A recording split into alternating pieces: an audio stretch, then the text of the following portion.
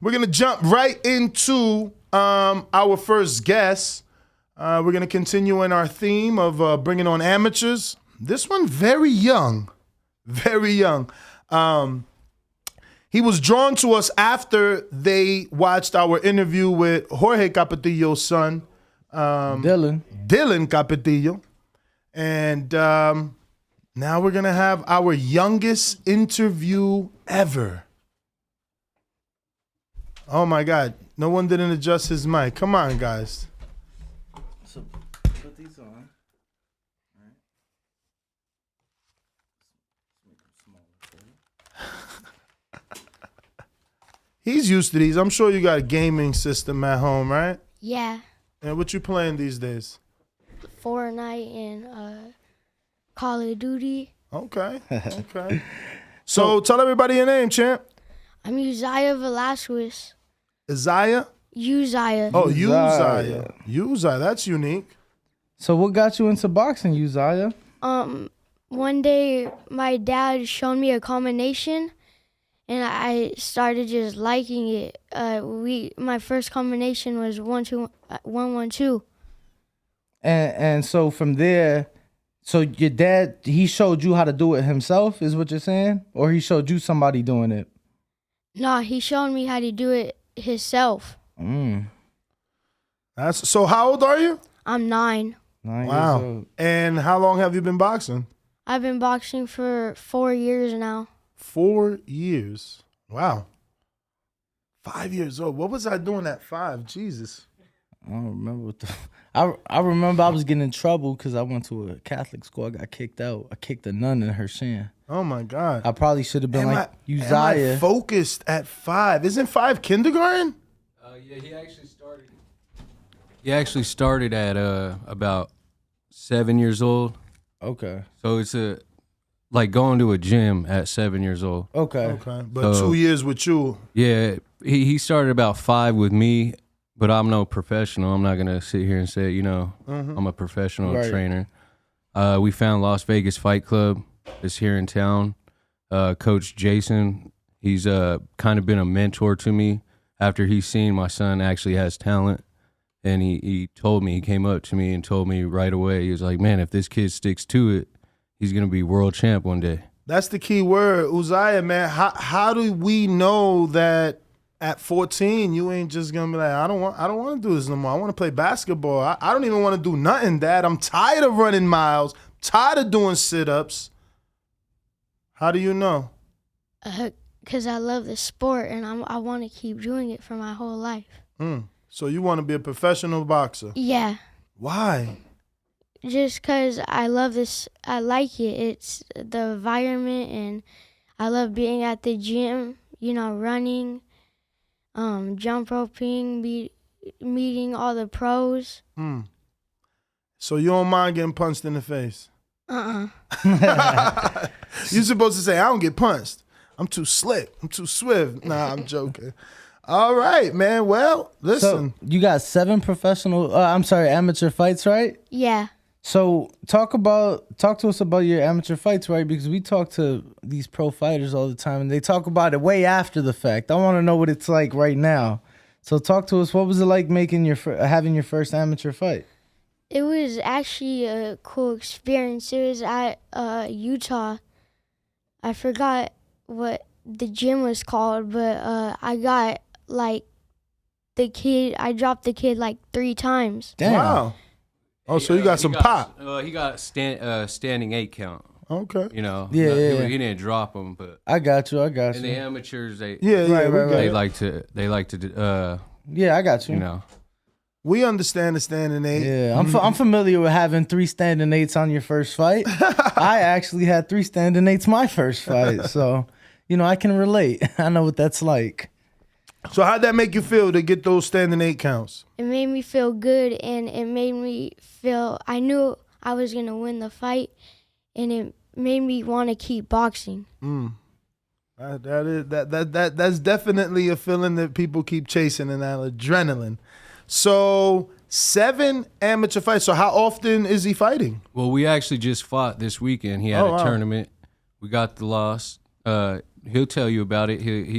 he knows how to take them already. You know what I mean? Receive the wins and take the losses. So how was it? What happened?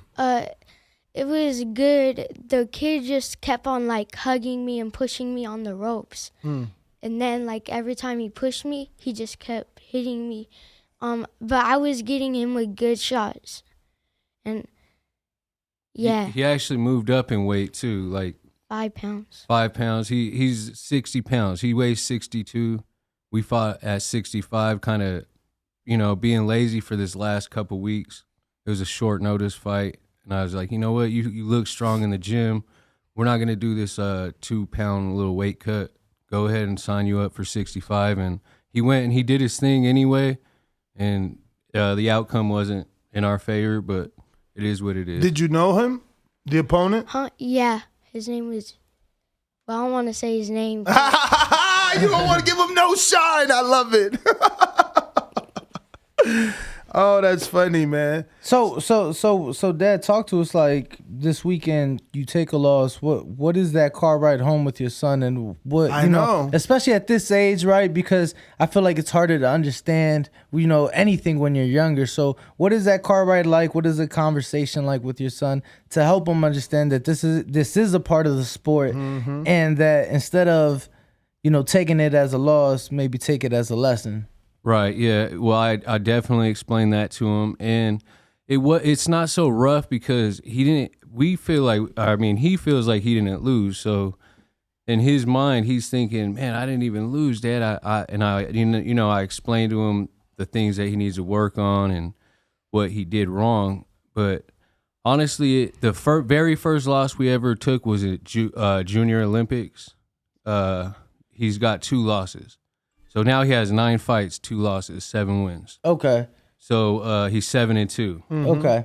So the Junior Olympic one really hurt us. We traveled all the way there. You know what I mean? We spent a bunch of money. And he just kind of got just shy. You know what I mean? Gun shy. He didn't perform how we trained all this time. And that one hurt. And he cried, pretty bad. He cried this weekend too. But it was more of like mad cry, But the first one, that's Shakur Stevenson cry.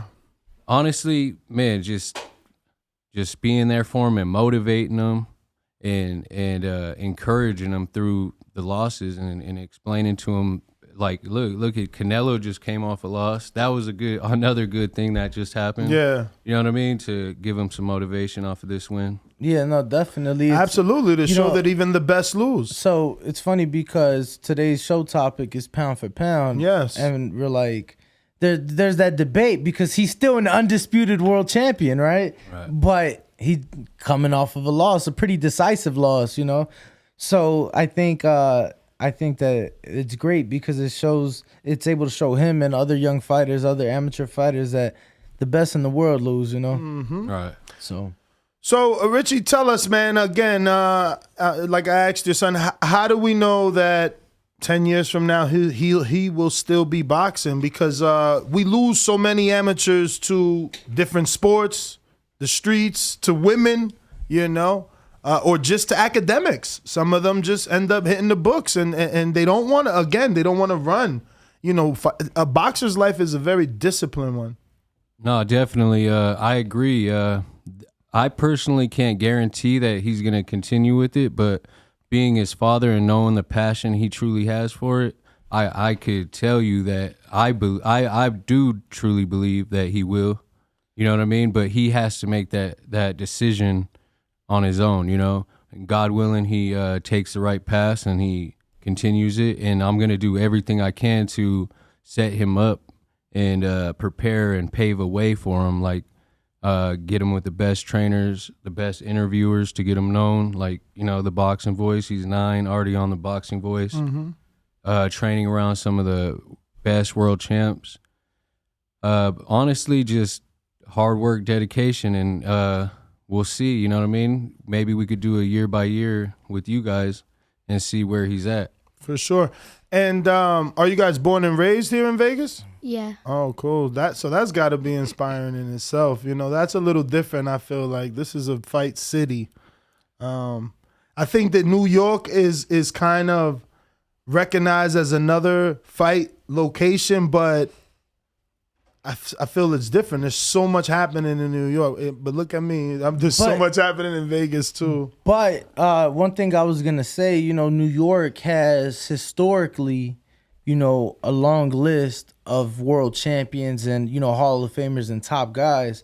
We don't really have that from people born and raised in Vegas. Yeah, no. Vegas' first world champion was Ishii Smith. Mm-hmm. So that, if you're talking big picture, that's not that long ago, right? So, I think it's good to have it. And Pops, I think it's good what you said too, that you can't guarantee that he's going to keep boxing because, and you said that's a decision he'll have to make, right?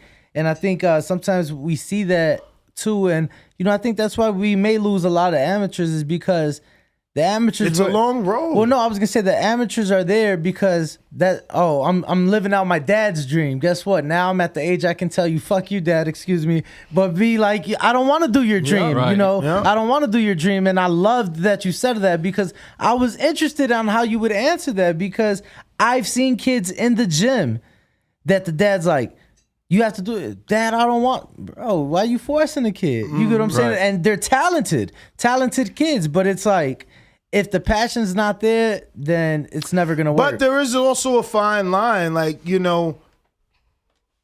I know that we've, like, the way we raise our children has definitely changed with each decade. So it's like now you have to have a little bit less resistance where it's like, oh, let him decide. Sometimes you're too young to decide. Right. Sometimes I got to tell you what you need to do. And then when you become of age, you understand what dad was instilling in you. So, Yeah, I agree with both you guys on that 100%. I think it has to be their decision, though. Mm-hmm. There's a different passion there for it, I think. It's not something that I ever had a dream for. Mm-hmm. I always loved boxing. I watched it. My dad always, I grew up learning combinations with my dad, hitting the pads, hitting the bag, but I never had the true passion to be a boxer myself. I like to train and I like to do pad work and learn all that. But the passion that he has, he never asked me, Dad, I never told him, Uzziah, let's go to the gym. Let's find a gym. He asked me, the first thing he seen Rocky, and that's what motivated us to do the little pad work. And I was like, oh, you like boxing? Because he put on my boxing gloves and he started, doing combinations. He would watch UFC at 1 year old and be doing combinations in front of the TV while we're watching it. I got videos of it. And so, that's basically what... Oh, this is gonna be a long conversation, man. So how old were you when you watched Rocky? Like I was about, I want to say 6. And which one? Do you know which one it was? I think like Rocky 3. Oh, is that with Mr. T? Yeah, I think so. Oh yeah, okay, that was a good one. Mm-hmm. Mr. T, yeah, was that Mr. T? Yeah, I think number 3 is Mr. T when he's when he's already like the champ and he comes to him in Philly. I'm pretty sure that's number 3, right? Danny's gonna check. Danny's gonna check. I'm checking it. I'm like, but I'm just happy that Rocky brought you to the sport because I've had a long debate in my 10 plus years doing this show. There's been some people that don't feel Sylvester Stallone, who is Rocky, belongs in the Hall of Fame where he is. I think he most certainly does. I think that he makes children believe. I think that he inspires more boxers than 90% of these boxers. Yeah. And I know that to some people that's crazy, but it's true. That movie makes you believe. So many fighters themselves walk out to the theme song, have watched the movie, and look at this kid, 6 years old and inspired by a fictional movie. But yes, that is the one with Mr. T. Nice. And I think it just goes to show too, let me tell you, I've been to Philly, I've been to Philly with you, and I made it my goal, one of my trips to Philly. Like I had to get to the stairs. It was funny, it wasn't even a trip. I had a layover in Philly. And I had already been to Philly like 4 or 5 times. Never ran the stairs and never saw the Rocky statue. I had a layover in Philly and I called an Uber down there, ran the stairs. But who has a statue of a fictional character? You get what I'm saying, in the heart of their city. Like, he's made an impact and obviously made an impact for you. Of course. So What was it about the movie? When I seen him train and then I seen him fight, and I was like, oh, that looks fun. It does, though. It does, man. So, would you say that Rocky 3 is your favorite movie? Your favorite boxing movie? Yeah, probably. Favorite. Have you watched the new Creeds? Huh? Yeah. I like Creed. See, the one I like too, you hate. Which one? Southpaw? Yeah, I'm not a fan of Southpaw. I like I'm not a fan Southpaw. of Southpaw. What about you, You watched Dad? it? I don't think I watched It's that with one. Jake Gyllenhaal. And 50 Cent in it? Nah, Is 50 in it? Yeah, 50 I ain't in even it. notice him in Yeah, it. 50, it was funny because around the time he came out, I'm pretty sure 50 was still involved in boxing, and he was playing the manager. Okay. 50 played the manager of Jake Gyllenhaal and then the manager of the guy. I just felt like there was so much blood in that movie. It was so fake. Jake was always getting pounded. It was crazy. Whatever. So, who's your trainer? Jason Gallegos. He sounds so familiar. He does. Yeah, he's Cameron Krell. Oh, okay. That's why. No, someone else though. Yeah, Gallegos is. I've heard he's of him. well known. He's been in a lot of top ranked fights. Okay. Been on ESPN. I couldn't name every fighter that he's been, a trainer of and stuff like that. No, I got you. But his son is actually 18-time national champ amateur, Kaipo Gallegos, and he's up there with that Carmel Moulton. Okay. Carmel Moulton actually goes to our gym as well. Okay. So for you as a father and, going through the process, like you said, you're no pro. So going through the process of finding a trainer for your son, was it kind of like not a factor, but something that helped in the process, picking the fact that his son has had so much success in the amateurs and seeing what he was able to do with his own son as a trainer? Did that help you in the process of picking him, or? You know what? To be honest, that didn't even cross my mind at first, but it definitely now, like looking at it, I'm like, wow, that just worked out perfectly. Like. Oh, so you just went there casually? Yeah, just kind of casually. At first, I noticed all the belts and all the hype Kaipo has in the amateur world, but what really the passion that the coach has for Uzziah, and you know what I mean, he really puts a lot into it for Uzziah without us having to do anything extra. You know what I mean? He sees the talent, and I don't have to tell him. For sure. So Uzziah, when's your next fight? On July 1st and 2nd, then I'm going to Junior Olympics again. Okay. In the middle of July. And your weight class? 60 pounds now. 60 pounds. So, Dad's so young, and you guys already traveling all over the place, huh? Yeah. Well, we had to travel for his first few fights due to coronavirus. He would have a lot more fights right now, but coronavirus shut down pretty much the whole amateur thing. So, and he turned 8, in 2020. Okay. So, is that how old you got to be to turn amateur? Or? Yeah, you got to be 8 years old to compete amateur. Yeah. So Dylan? Yeah. You've sparred him? Too No. big. Bro, they're like... Bro, relax. Didn't I just say too big? Yeah, You were and gonna he say? got a lot more experience. I watched him spar. He's really good. He is. Dad, for you, were you able to pick anything from, Dylan and his father, given that is a father-son, duo in the sport? Oh, 100%. What I'm doing right now is just soaking up as much game as I could in this boxing community. And being that we're in Vegas, we have a lot of people we could soak game from, For sure. And I see that a lot of people follow you, man. You're blessed, Uzziah. Thank you. Let me tell you, I think that's really great that you said that, soaking everything in and learning, because Bill Haney, another father-son trio, fighter, trainer, trio, or duo. And it's funny, it wasn't, Devin was slightly older than Uzziah when I found them and built a relationship with Bill. He was 12 when I met Devin. So you're not too far, just stick with it. But it was funny because Bill was telling us like, he was just breaking down different components that they've learned from different trainers.